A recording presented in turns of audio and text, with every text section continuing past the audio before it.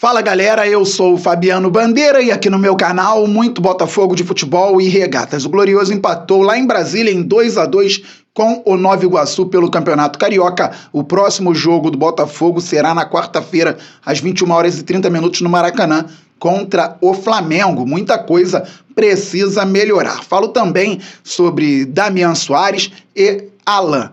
O Glorioso entrou em campo com Gatito Fernandes na lateral direita, Tietê, na zaga Bastos e Lucas Alter, e na lateral esquerda o Hugo, no meio campo Danilo Barbosa, Marlon Freitas e Eduardo. Na ponta direita o Júnior Santos, centroavante Tiquinho Soares, e na ponta esquerda o Vitor Sá. O Nova Iguaçu é a equipe mais organizada entre as de menor investimento no Campeonato Carioca, um time que recentemente fez 2-0 no Vasco da Gama, dando banho de bola. Fiz uma análise sobre o Nova Iguaçu lá no TikTok, na verdade foram 3 vídeos, e mostrei a equipe da Baixada Fluminense tocando a bola, deixando o Vasco da Gama perdido, inclusive fazendo gol. E também com a marcação-pressão, o Nova Iguaçu tendo feito gol inicial contra o Vasco, com o Carlinhos, o centroavante que fez os 2 gols contra o Botafogo. Então o Glorioso não estava enfrentando qualquer adversário, deveria ter jogado com mais disposição e de forma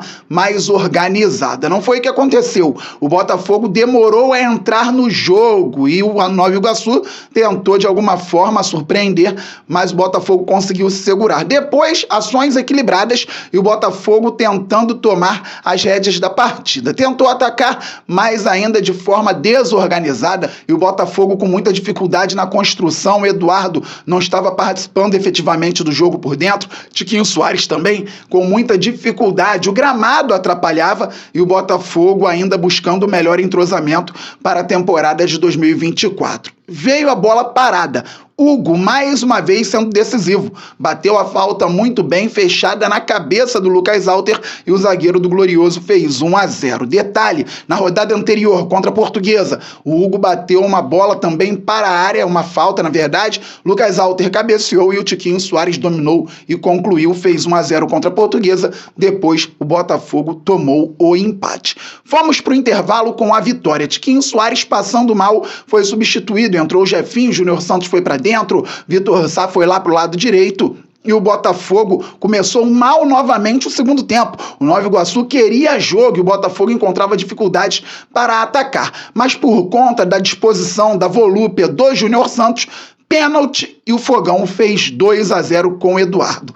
Começou então o Botafogo de 2023. Calma aí, Fabiano, como que em fevereiro de 2024 começou o Botafogo de 2023? Vimos novamente, em termos comportamentais, a equipe da reta final do Brasileirão do ano passado. A gente quer se desvencilhar disso, mas os jogadores que permanecem e os que estão chegando têm que contribuir, eles não podem fazer o que fizeram novamente. Mas não teve jeito. Logo depois do segundo gol do Botafogo, uma falha da zaga alvinegra, e o Carlinhos, bom centroavante do Nova Iguaçu, aproveitou, finalizou e o Gatito tomou o primeiro, ou seja, 2-1. Porque o Gatito tomou o gol.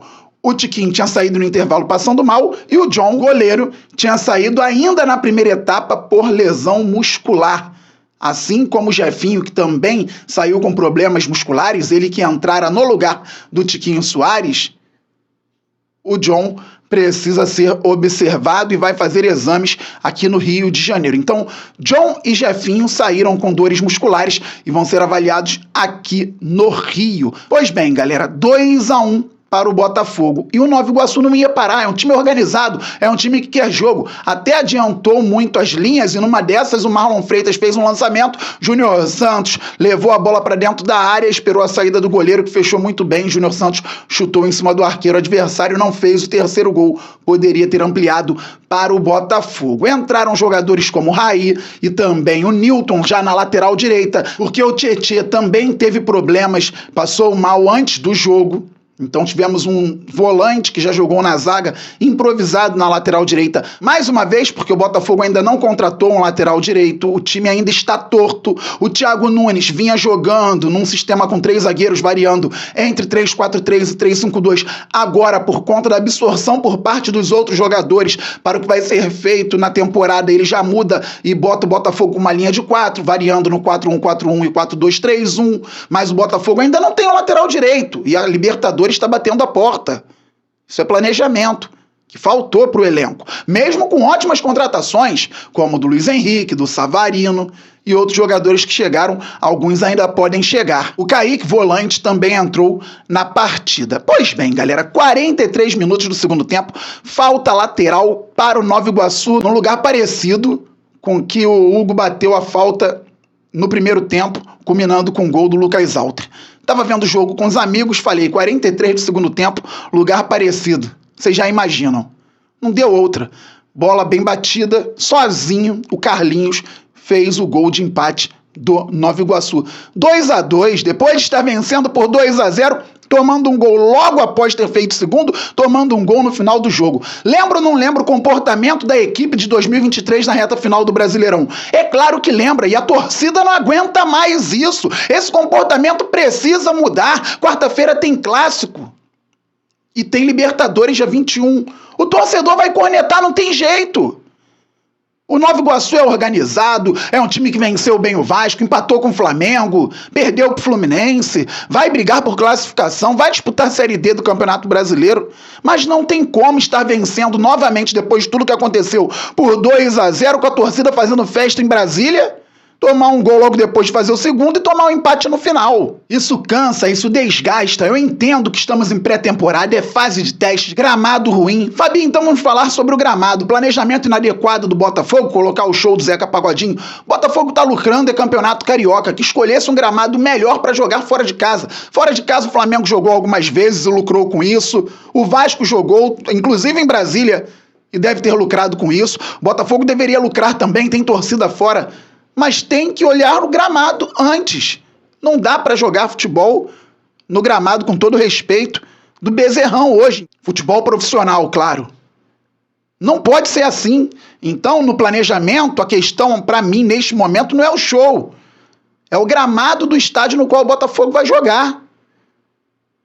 E o time não conseguia desenvolver. Mas não empatou por conta do gramado, não. Pela organização do Nova Iguaçu, do jeito que o Botafogo jogou, capaz da equipe da Baixada Fluminense jogando no Nilton Santos fazer melhor que o próprio Botafogo. Não é desculpa. Estou falando sobre planejamento. O que aconteceu em campo, aconteceu. Pois bem, e as lesões têm a ver com gramado? Aqui eu já faço uma pausa para pensarmos juntos, galera. Início de temporada, o Botafogo tendo que se atropelar para jogar Campeonato Carioca, assim como o Grêmio para jogar o Gaúcho, assim como Corinthians e Santos para jogarem o Paulista. Fabiano, por que está citando essas equipes? Porque lesão muscular, por conta do calendário absurdo do futebol brasileiro, acontece a todo momento em início de temporada. Ontem o Zarate tomou um drible na derrota do Atlético Mineiro para o Cruzeiro, lá na Arena do Galo. E no drible que ele tomou, ele teve uma lesão na coxa. O Soteldo, que começou bem com a camisa do Grêmio, teve uma lesão muscular na partida de meio de semana. O Giuliano ficou de fora de jogo do Santos por conta de lesão muscular no meio de semana. Lateral Palácios do Corinthians também teve uma lesão muscular, ficaria fora, teve uma lesão no menisco, vai ter que passar por uma cirurgia e a lesão muscular tiraria ele pelo mesmo tempo de uma lesão no joelho. Então, lesão muscular início de temporada por conta do pouco tempo de pré-temporada no futebol brasileiro acontece. No Botafogo ontem, o John, que é um jogador que estava na Europa atuando pouco, veio para o Brasil, fez uma pré-temporada atropelada para entrar em campo e já está machucado, muscular. Jefinho estava na Europa com poucos minutos, veio para o Brasil, pré-temporada atropelada, entrou em campo ontem no intervalo e machucou. Se tivéssemos visto uma entorse de tornozelo, uma lesão mais grave no joelho, uma torção, uma ruptura, alguma coisa do tipo por conta do gramado, teríamos uma avaliação melhor sobre isso. Mas não, questão muscular acontece em quase todos os times do Brasil no início do ano por conta de calendário e pouco tempo de preparação. Agora falando a respeito dos possíveis reforços do Botafogo para a sequência, pensando já no encaixe dos jogadores.